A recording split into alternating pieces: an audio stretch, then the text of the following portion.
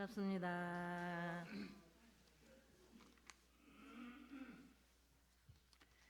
오늘 법포를 받으시는 성산 변성우 교도님과 영계에 계실 12분 설령님께 다시 한번 감사와 축하를 드립니다.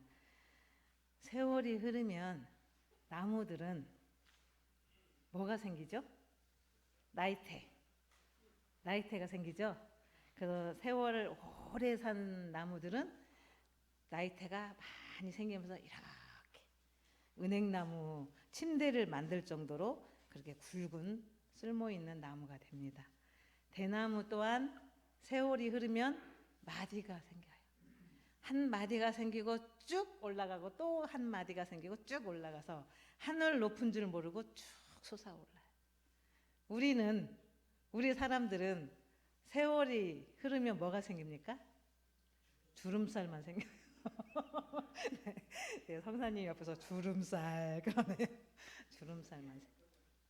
아무리 성형외과에 가서 펴도 그 주름살의 흔적은 막을 수가 없습니다. 그렇지만 나무의 그 나이테처럼 오늘 법포를 받으시는 13분,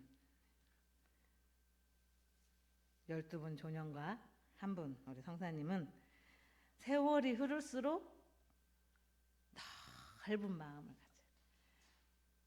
나이테가 생겨서 쓸모있는 나무는 못 될 망정 넓은 한아름의 나무를 안을 수 있는 더 큰 마음을 넓혀야 되는 그런 공부를 하셔야 돼요. 대나무처럼 마디, 오늘 법포 수요 받는 것이 하나의 마디를 형성하는 날이에요. 그래서 깊은 높은 그런 마음을 마디를 하나 만드는 그런 날이 되기를 간절히 바라겠습니다. 법포는 안내문에 팜플렛에 나와 있는 것처럼 법포는 세월이 흘러야 주는 거예요. 세월이 흘러야 원불교에서 교단에서 종법사님께서 법포를 주세요. 정신, 육신, 물질로 어느 정도 교단에 희사하신 내역이 있어야 법포를 받는 거예요. 그거 이제 얼마다라고 저는 말씀을 못 드리겠고, 정신, 육신, 물질로. 우리 성사님 같은 경우는 정말 정신으로, 육신으로. 원불교를 만난 이후로 옛날에는 어땠는지 모르겠어요. 근데 지금 하는 거 보면 옛날에도 그랬겠죠. 그렇게 해서 정신, 육신 나름대로 생기면 물질로라도 누구라도.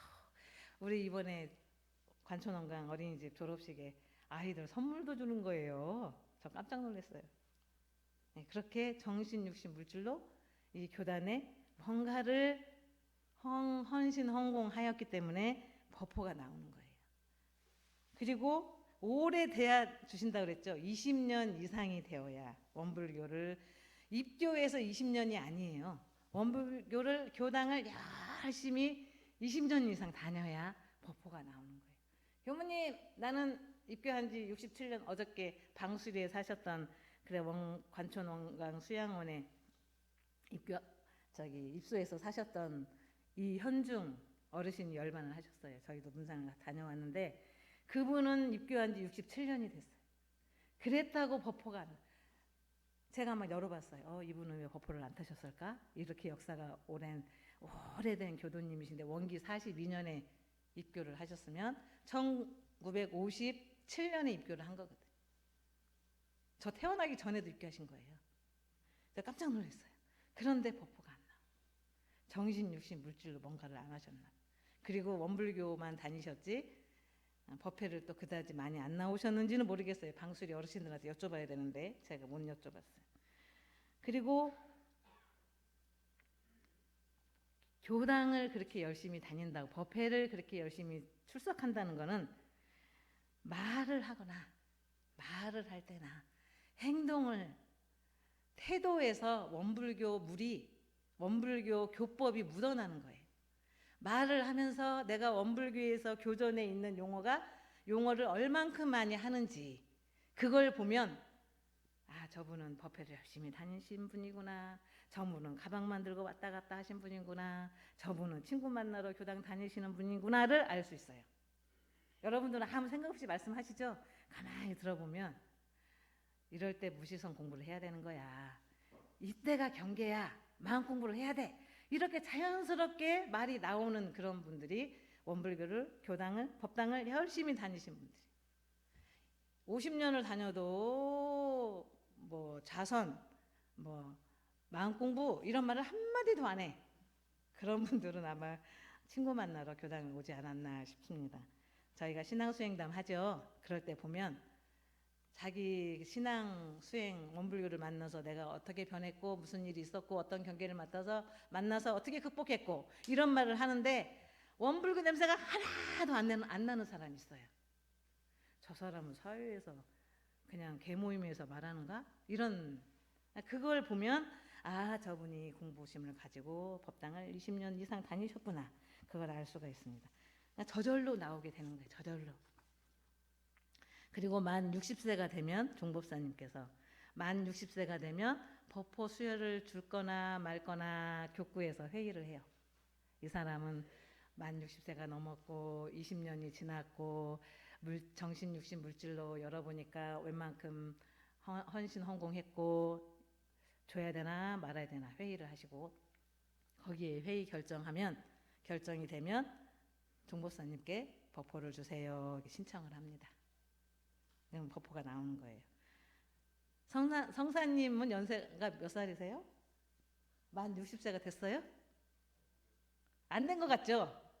이게 팔랑팔랑 이렇게 다니는 거 보니까 안 된 것 같아요. 60이 되면 사람이 조금 묵직해지거든요. 살도 좀 찌고. 네, 근데 아직 젊으세요. 어떻게 해서 마셨지? 종법사님 특별 증호로 인해서 법포가 나온 거예요. 이분은 4대 성지는 그냥 아주 비가 오나 눈이 오나 그냥 그 벌초를 하고 다니고 뭐 나무를 심으러 다니고 무슨 봉사활동만 있다 하면은 성사님이 안 계시는 데가 없는 거야. 그냥 주변에서 알게 되고 교구장님도 알게 되고 종법사님도 아시고 경산 상사님도 아시고 자산 상사님도 아시고 이러니까 법포가 나오는 거예요. 그렇게 다니시면 나와요. 우리 교도님들 여기 계시는 분들도 그렇게 해서 특별히 법포를 내려주신 분이 성사님이세요. 그런데 법포를 받은 사람이나 법포를 안 받은 사람이나 앞으로 법포를 받을 사람이나 하는 행동이 똑같으면 안 돼. 차이가 있어요. 법포를 받은 분은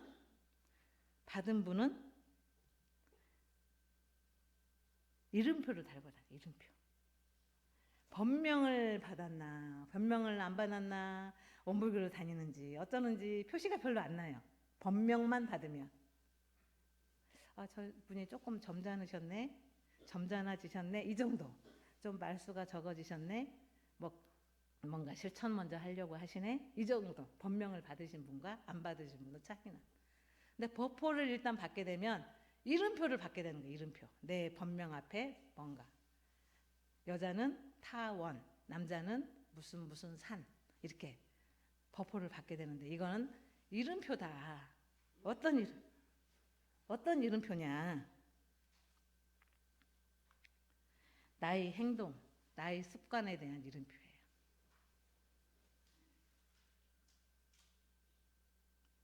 습관을 바꾸고 행동을 교정하고 그렇게 해서 기질 변화가 됐다고 하는 이름표를 다 달고 다녀요. 제가 교당에 봉고차를 사면 원불교 땡땡 교당을 안 써요.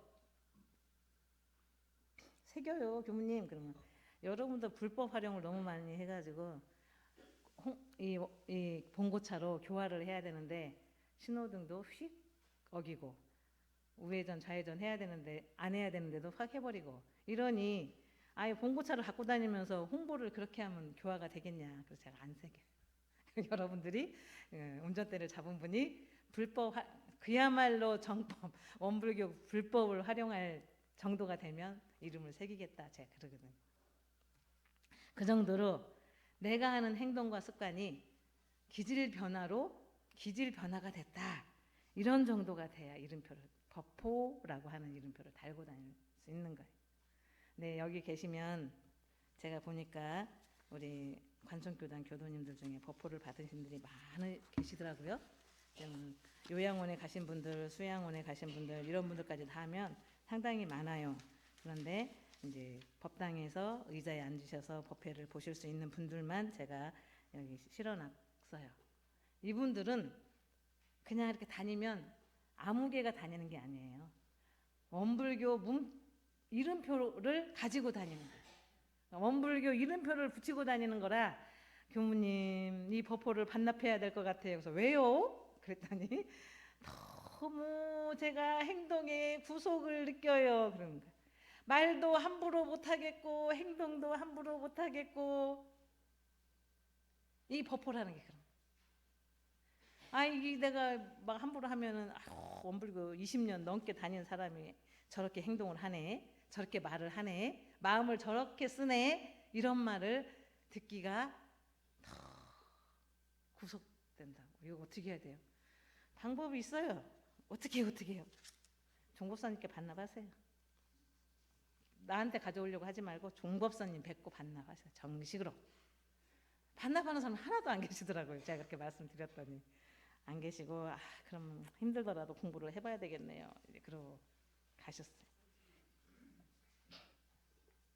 앞에 계시는 분이 너무 오래 앉아 계시면 힘드니까 한 말때만 더 하고 마치겠습니다. 대산 종법사님께서 종법사님으로 계실 때 이런 말씀하셨어요. 저희 학생들 촥 앉혀놓고 10년만 적공을 해봐라.